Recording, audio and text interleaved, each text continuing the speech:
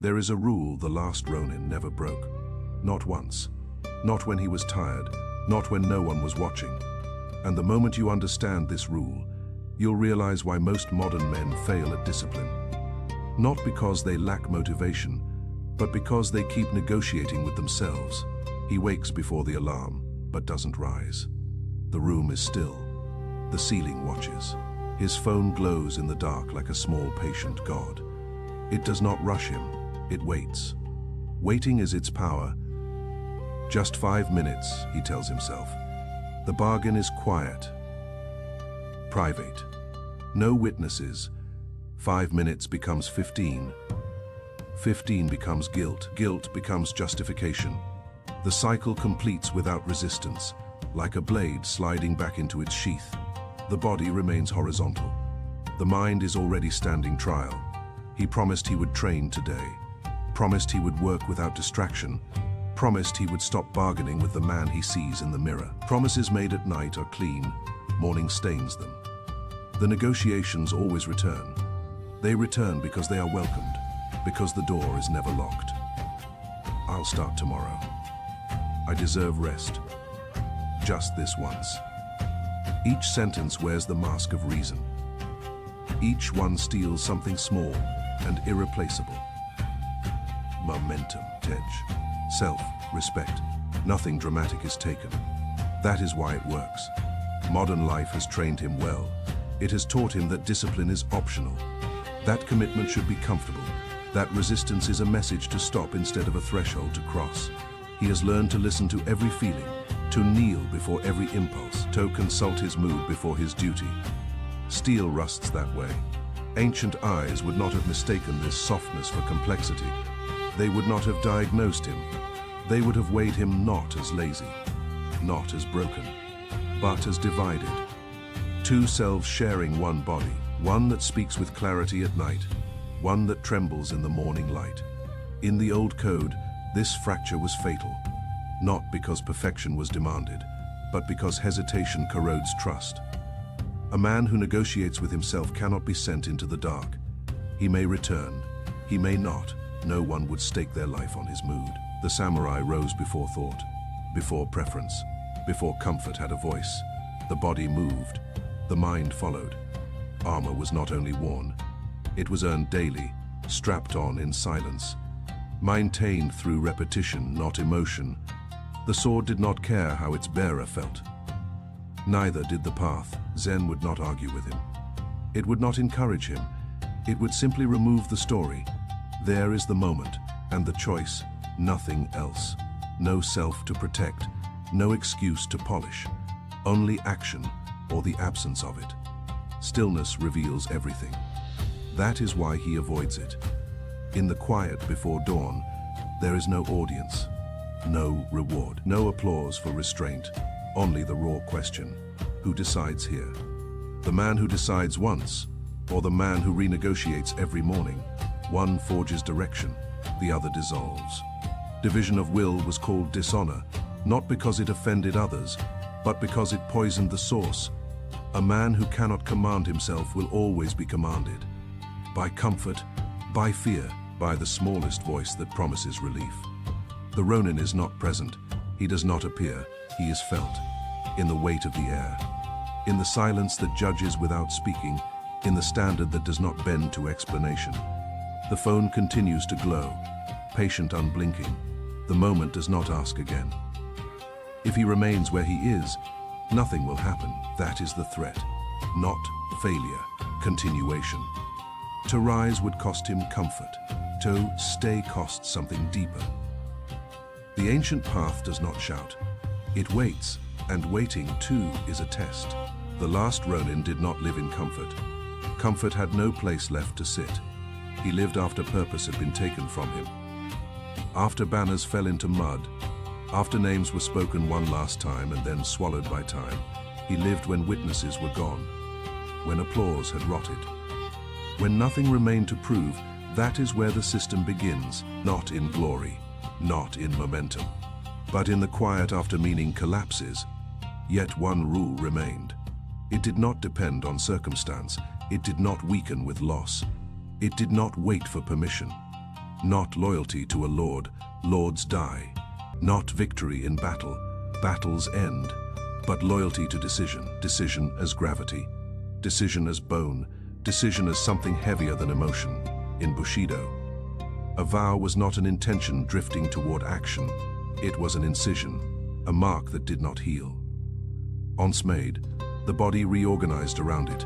Life bent, desire shrank. To break, it was not failure. It was self-erasure. The Ronin knew this cost. He accepted it early, before softness could argue. Zen sharpened the blade further. It stripped even honor of its ornament. No debate, no rehearsal, no inner discussion allowed to linger. When the sword is drawn, there is no second thought. Thought would be too slow, too loud. When the bell rings, the monk rises. The body moves before identity speaks, not because he feels ready, but because readiness is irrelevant. The bell does not negotiate. Steel does not negotiate. The path does not pause to ask how the feet are doing today. The Ronin understood something modern men forget because it terrifies them. Discipline is not a behavior. It is not a habit stacked carefully over time. It is an identity that annihilates alternatives. You do not wake up asking who you will be today. That question was settled long ago. The system worked because it was merciless, and it was merciless because mercy invites exception. Exception breeds fracture. Fracture breeds collapse. The Ronin rose the same way, whether wounded or whole, whether praised or forgotten, whether the world was watching or already gone. There was no performance in it, only continuity. Modern men mistake this for rigidity. They call it inflexible, unhealthy. They say a man must listen to himself. The Ronin already had. Onsan, that was enough. From that moment on, listening ended. Zen would call this emptiness, not absence, but silence where argument used to live. No self to consult, no mood to negotiate with. Only the next correct motion. This is why the system endures, because it removes the weakest element from command: feeling. Feeling changes with weather, with sleep, with praise, with insult. Steel remains. The Ronin's life was not easier for this discipline. It was smaller, narrower, sharper. There were fewer choices. That was the gift. Each morning did not ask who he would become. It only asked whether he would remain intact. Modern men drown in options. They call it freedom. The Ronin knew freedom as constraint, so absolute it left no room to betray oneself. He was not heroic every day. He was consistent, and consistency outlives inspiration. The ancient system does not motivate. It corners, it removes escape routes until only action remains. A man living inside it does not need willpower. Willpower is for those still undecided. He needs alignment. The Ronin walked a path where retreat was dishonor, not because others would see, but because he would. And that was enough. No audience survives the grave. Only the standard remains. The system does not ask if you believe in it. It asks if you are willing to disappear into it, to let the smaller self starve, to let comfort scream unanswered. This is why modern men resist it.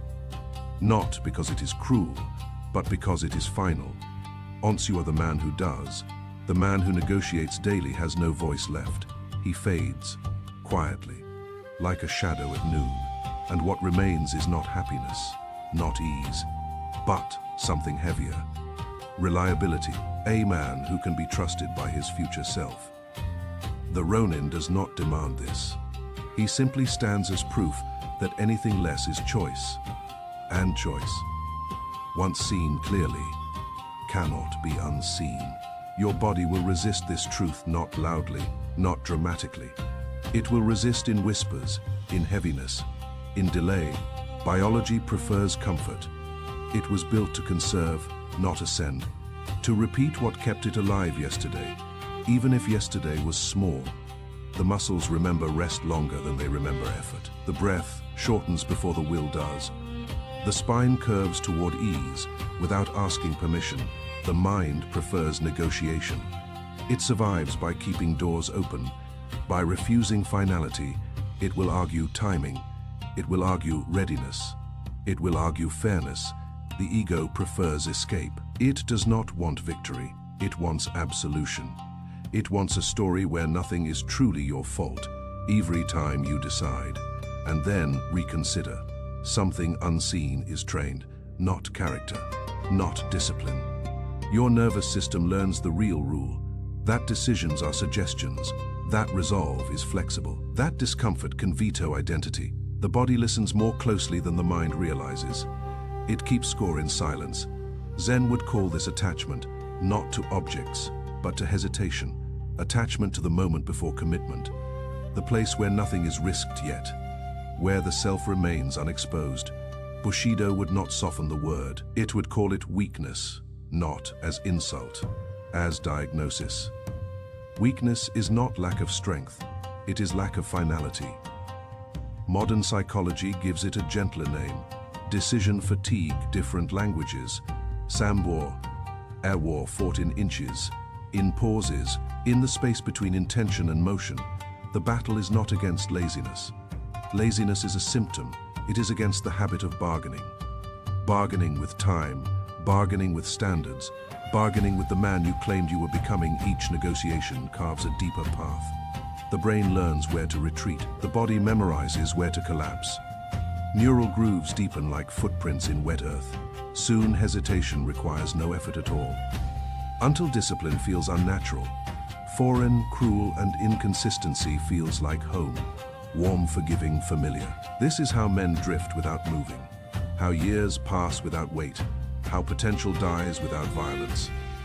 The Ronin faced this war daily, not once, not symbolically. Daily he rose into resistance, the way others rise into comfort. He expected friction. He did not interpret it. There was no praise waiting, no record kept, no one to tell him he had done enough. Witnesses corrupt resolve. Their absence reveals it. The Ronin trained where no one could see weakness but himself. He cleaned his blade knowing no blood would touch it that day. He prepared knowing nothing might happen. Preparation without reward. Action without applause. That was the test. The internal war does not end with victory. It ends with silence. When bargaining dies, something else dies with it. The smaller self, the one who needed escape routes, what remains, is not louder. It does not shout commands, it moves. The body rises before thought, interferes. The hands act without debate. The path narrows until there is nowhere to turn. Zen would say the self has fallen away. Bushido would say honor has stabilized. Both point to the same stillness. A man who does not ask permission from his fear. A man whose nervous system has learned one lesson only. When a decision is made, the war is already over. Most men never reach this point. Not because it is impossible, but because it is unforgiving. There is no room to feel special here. No space to be fragile. Only the quiet pressure of repetition, of showing up unchanged by mood. The Ronin stands nowhere you can see him. He stands where excuses end, in the pause before you reconsider, in the moment your body hesitates and waits for permission. He does not intervene, he observes. And the observation itself is judgment. If you step back, nothing breaks. That is the danger. The world continues. The day proceeds, only one thing diminishes. The man who could have decided once. And every time you choose negotiation over resolve, you teach your body who is in charge, not you. Something smaller, something softer, something that will never stop asking for mercy. The war is internal because defeat is quiet, because surrender feels reasonable, because no one announces it, until years later when the mirror answers without speaking. By then, the path is familiar, and turning back feels unnatural. That is why the Ronin did not delay, did not debate. He understood what was at stake, not success, not failure. Identity, and identity once fractured enough times, does not shatter. It erodes. Grain by grain, choice by choice, until only habit remains. That was the test. The rule the Last Ronin never broke was simple and unbearable to the modern mind. Never negotiate with yourself after the decision is made. Simple does not mean gentle. Simple does not mean easy. Simple means there is nowhere to hide. Before the decision, think deeply, long cold, without hope cushioning the outcome. He weighed consequence like steel in the hand. He considered loss before gain. He imagined regret in full detail, not as a warning, but as a cost already paid. This was the only moment thought was allowed to roam. After the decision, be silent. Silence was not passive. It was enforced. No internal discussion, no emotional audit, no re-evaluation when resistance appeared. The decision closed like a gate. What remained outside was not consulted again. This is where the modern man breaks. He decides emotionally. In a surge, in a vision of who he wants to be, then renegotiates rationally. When the body aches, when the weather shifts, when the cost becomes real, he calls this balance. The path calls it betrayal. The Ronin reversed this. He decided with clarity, not excitement, not desperation. Clarity stripped of fantasy. Clarity that assumed suffering was part of the agreement. Then he obeyed without debate. Obedience here was not submission to authority. It was submission to self, finalized. The order had already been given. Arguing with it would be disorder. Once the foot stepped onto the path, it did not look sideways. Looking sideways invites comparison. Comparison invites doubt. The Ronin did not multitask identities. He did not keep backup versions of himself. There was one path because division dilutes force. Zen would call this non-negotiation, not as rigidity, but as emptiness where argument used to echo. No self meant no inner parliament, no vote, no appeal. Bushido called this resolve, not stubbornness, but the dignity of finality. To decide once was to die to alternatives, to let them fall away without ceremony. Death before, shame was not poetic, it was practical. A man who must face death does not waste breath renegotiating discomfort. Neuroscience confirms what the blade already knew, what repetition carved into bone long before scans and charts. Every act of follow through strengthens identity. It thickens the spine. It quiets the nervous system. The body learns who is in command. Every act of hesitation fractures it. Hairline at first, invisible, but cracks spread under pressure. Soon the body no longer trusts orders. It waits. It delays. It asks for reassurance. The modern man mistakes this for complexity. He says he is working through it. The Ronin would recognize it as drift. You are not weak because life is hard. Hardness was assumed. You are weak because you keep reopening closed doors. Each reopening tells the body the rule is flexible. Each exception teaches the nervous system to stall. The door does not slam shut anymore. It swings. It creaks. Eventually, it never closes at all. The one path demands something brutal. Not effort, finality. It demands that once you choose, you disappear into the choice. No witness, no retreat, no inner monologue, asking if today is different. The Ronin walked as if watched by ancestors who did not forgive explanations, only consistency. Preparation was ritual, not inspiration. The armor was donned whether the body agreed or not. The blade was cleaned whether it would be used or not. This repetition carved stillness into him, not calm stillness. Stillness that does not argue with pain. Stillness that does not flinch at boredom. Modern men fear this because it removes negotiation leverage, because it leaves no room to be special, no room to feel exempt. The one path does not care who you could have been, only who you are when resistance arrives. The Ronin does not appear to correct you. He does not warn. He is present in the moment you consider reopening the door, in the pause before the excuse forms, in the breath before you soften the rule. He is the memory of what happens if you do. If you step back now, nothing explodes. Nothing punishes you. That is the trap. The punishment is delayed. Subtle, your future self inherits the fracture. Your body learns to distrust your word over time. The man who decides once becomes myth, and the man who negotiates daily becomes permanent. The one path exists to prevent this erosion, not to make you strong, but to make you intact.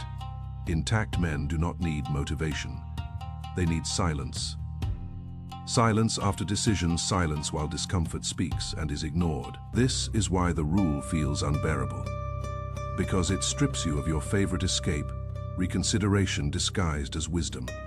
The Ronin left that behind, and what remained was not happiness, not balance, but something heavier. A life that could not be talked out of, a man who, once decided, could not be negotiated with, not even by himself. Water cuts stone not by force, but by refusing to stop. It does not hurry. It does not question the hardness before it. It does not pause to assess progress. It returns. Again and again, stone does not break in protest. It yields without ceremony. Steel is forged not by one strike, but by thousands without pause. Heat, impact, cooling return to fire. No single blow is decisive. The refusal to stop is. Zen training allowed no almost, no partial presence, no diluted effort. Either you sat or you did not. The body learned stillness by enduring it. The mind learned silence by being denied escape. There was no credit for intention, no sympathy for discomfort, only posture, only breath, only time pressing inward. The Ronin trained this way. Not perfectly, perfection was irrelevant. But without gaps, he did not seek intensity. He sought continuity. He understood something brutal and precise. What is interrupted is weakened. Practice was not a phase. It was a condition. Each morning the body was summoned. Each evening the blade was cleaned. Whether the day deserved it or not, ritual replaced motivation. Repetition replaced emotion. Miss once. And the rule was broken, not because of failure. Failure was expected, but because inconsistency teaches the nervous system to doubt command. The body does not analyze morality. It tracks patterns. Zone exception is not small. It is instructional. It teaches the muscles to wait, the breath to hesitate, the spine to bend toward permission. Soon the body asks before it moves. Soon it delays until comfort approves. This is how gaps widen.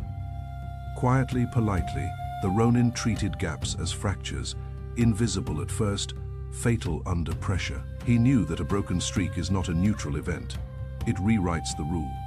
The rule becomes negotiable. The path becomes optional. Modern psychology gives this a careful name. Non-negotiable habits. Bushido called it character, not reputation. Not virtue. Character was what remained when no one was watching, and the body wanted relief. Character was continuity under boredom, under fatigue, under silence. The Ronin practiced alone because solitude exposes truth. No borrowed energy, no borrowed standards. In solitude, excuses echo louder and are easier to hear for what they are. He trained even when the blade felt heavy. Especially then, he trained when nothing improved, when progress hid itself. This was the real forging. Anyon can act when results appear. Few endure when effort goes unanswered. Zen would say this is emptiness. Action without grasping outcome. No self moving through motion. No reward anticipated. Bushido would say this is duty, not imposed, accepted. Duty to the decision already made. Duty to the path already chosen. Practice without gaps is violent to the weaker self. It starves it. The self that wants exception. The self that bargains. The self that waits to feel aligned. That self cannot survive continuity. Each unbroken repetition tightens the circle. There is less room to argue, less room to escape. Eventually, the body stops asking. It moves. Eventually, the mind stops commenting. It follows. The Ronin did not become strong through intensity. He became inevitable through consistency. The path no longer required effort, only presence. This is why modern men resist this idea. Because it removes drama, no heroic surge. No redemption arc, only the quiet pressure of showing up again, unchanged, unimpressed by mood. If you break once, the world does not end. Nothing collapses. That is the danger. The cost is deferred, paid later. Paid when the body no longer responds cleanly, when resolve feels foreign, when starting again feels heavier than continuing ever was. Practice without gaps prevents this decay, not by force, but by refusal. Refusal to stop, refusal to negotiate.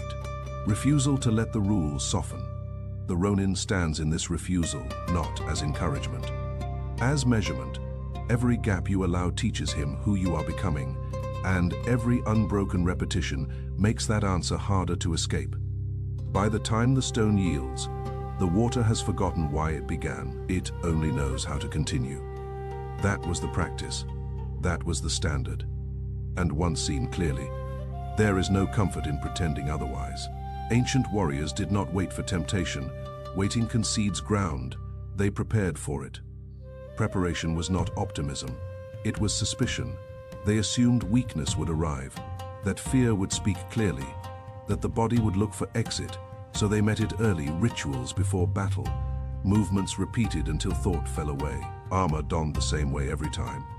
So hands would not tremble later, vows before weakness, spoken when breath was steady, when hunger was quiet, when sleep had not yet betrayed resolve.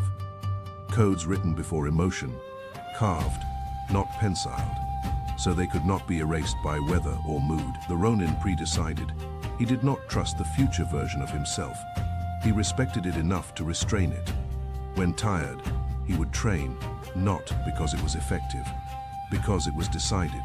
When afraid, he would advance. Fear was information, not instruction. It did not get a vote. When uncertain, he would follow the last clear order. Clarity had already spoken once. It would not repeat itself. This was not courage. It was containment. The Ronin knew the most dangerous moment was not the battle. It was the pause before it, the space where imagination bloomed, where outcomes multiplied, where escape dressed itself as intelligence. So he closed that space. He removed choice from moments, poisoned by feeling zen, would call this stillness before disturbance. Not calm, emptiness. An absence where panic could not hook. Where doubt found nothing to grab, Bushido would call it duty. Duty not as burden, but as shelter. A shelter built ahead of the storm today. This looks smaller, but smaller does not mean weaker. It looks like deciding your response before stress arrives, before the email, before the argument, before the night stretches long and unguarded. It looks like deciding what happens when motivation dies. Not if, when, because motivation always dies. It looks like deciding what you eat when discipline fades, what you reach for when no one is watching, when hunger is loud and standards are quiet. It looks like deciding what you say when doubt speaks, which voice is obeyed, which one is starved. These decisions feel harmless when postponed, flexible, reasonable, but postponement is surrender without admitting it. The Ronin did not improvise under pressure. Improvisation belongs to chaos. He executed what was already chosen. Execution belongs to order. Pre-solution was not control of the world. It was control of response. The world was allowed to rage, the body was not. This is where modern men recoil. Because they confuse this with rigidity, they say it leaves no room to feel, no room to process. The Ronin felt everything. He simply did not obey it. Feeling was weather. Decision was terrain. Weather changes. Terrain endures. Pre-decision compresses time. It steals the future argument before it forms. There is no debate at the edge because the verdict is already in. This is why it works, and why it feels merciless. Mercy invites reconsideration. Reconsideration invites fracture. The nervous system learns fastest under pressure. It remembers what saved it. If hesitation saves you once, it will demand to be consulted forever. The Ronin denied it that victory. He trained his body to move while the mind screamed. He trained his hands to act while fear rehearsed disaster. Over time, the screaming softened, not because it was answered, but because it was ignored. This is not suppression. It is hierarchy. The chain of command is clear. Decision at the top, feeling below. You do not rise to the occasion. Occasions are chaotic, unreliable. You fall to your preparation. You fall to the rule you wrote when you were sober, to the vow you made before you were tired, to the standard you set before you wanted exemption. If there is no pre-solution, the moment decides for you, And the moment is weak. It is hungry. It is impatient. It wants relief now. The Ronin never let the moment lead. He walked inside a structure already built, already tested. So, when the ground shook, he did not invent himself. He revealed himself. This is the quiet judgment hidden in preparation. Whatever you have not predecided, you have already surrendered. Whatever you leave open, fear will occupy. The Ronin does not accuse you of this. He does not need to. He is present in the moment you hesitate and realize you never chose what would happen here. That realization is heavier than shame because it is clean. From that point on, nothing is unclear. If you do not change, it is not because you were unprepared. It is because you chose not to prepare, and that choice echoes long after the moment passes. Eventually, something shifts, not suddenly, not dramatically. There is no moment worth naming, no ceremony to mark it. The shift arrives quietly, like snow settling on a field, already tired of resistance. The voice that negotiates grows quiet, not because it vanished. Voices like that do not disappear. They starve. They weaken from lack of attention. They shrink when no one turns toward them. The voice still speaks, but it speaks into silence. It asks for exceptions. No answer. It offers comfort. No response. It warns of exhaustion. The body moves anyway. Not in defiance, in indifference. This is what changes. The man no longer argues with himself. He no longer convinces, no longer pleads. He acts. Action becomes automatic. Not mechanical, inevitable. The body rises when it is time. The hands work when work is required. The feet move without waiting for permission. There is no surge of motivation. No inner applause, just motion. Discipline no longer feels imposed. It no longer feels like restraint. It feels like alignment, like standing upright after years of leaning. Discipline becomes identity, not a trait, not a skill. Identity, something that does not need to be summoned, something that does not leave when conditions worsen. The man stops asking who he is becoming. He already knows. The mirror reflects it back without distortion. This is the birth of the man the mirror respects. Not the man who dreams vividly, not the man who understands deeply, the man who follows through when it costs him. The eyes change first. Less movement, less seeking. They stop searching for approval, stop scanning for exits. The face carries fewer expressions, not because it is numb, but because it is settled. Settled men are often mistaken for cold ones. They are simply finished negotiating. The last Ronin walked alone, but he walked without inner division. No counsel inside his chest, no debate before motion. Solitude did not weaken him, it purified him. There was no audience to lie to, no one to impress with struggle. Only the path beneath his feet, only the sound of steps returning to him. Ancient training was designed for this end. Not strength, not glory. Unity, a single direction of force. Bushido demanded it because divided men break in battle, not always physically, but internally. A man who hesitates at the wrong moment does not die bravely. He dissolves. Zine carved the same truth from another angle. When the self falls away, action remains. No fear to negotiate with. No pride to protect. Just movement arising from stillness. This unity feels unnatural to the modern man because he has been trained to fragment. One self at work, another at home, another alone at night, each with different rules, different standards. The Ronin allowed no such fracture. Who he was alone was who he was always. Who he was tired was who he was rested. This is why the transformation feels severe, because it removes excuses at their root. There is no version of the self left to hide behind. Not harshness, not cruelty. Unity between word and action, between decision and follow. Through between thought and movement. The cost is high. The smaller self does not survive this. The one that needed permission, the one that lived on exceptions, the one that believed comfort was a right. That self fades quietly, not with pain, with irrelevance. What remains is not loud, not heroic, it is reliable. A man whose nervous system trusts him. A man whose body does not question orders. A man who has died to alternatives. The Ronin does not celebrate this state. He does not praise it. He simply exists as evidence. Evidence that inner peace is not found through gentleness, but through the end of internal war. Peace arrives when there is no longer anyone inside to argue with. This is the final pressure. If you hear this and feel exposed, it is because something inside you recognizes the standard.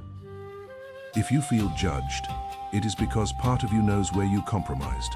The Ronin does not condemn weakness. He does not mock delay. He only stands as a measure, a silent line you either cross or continue to circle. If nothing changes after this, it will not be confusion. It will not be lack of knowledge. It will be choice. And choice, once seen clearly, is heavier than any blade. This is the transformation.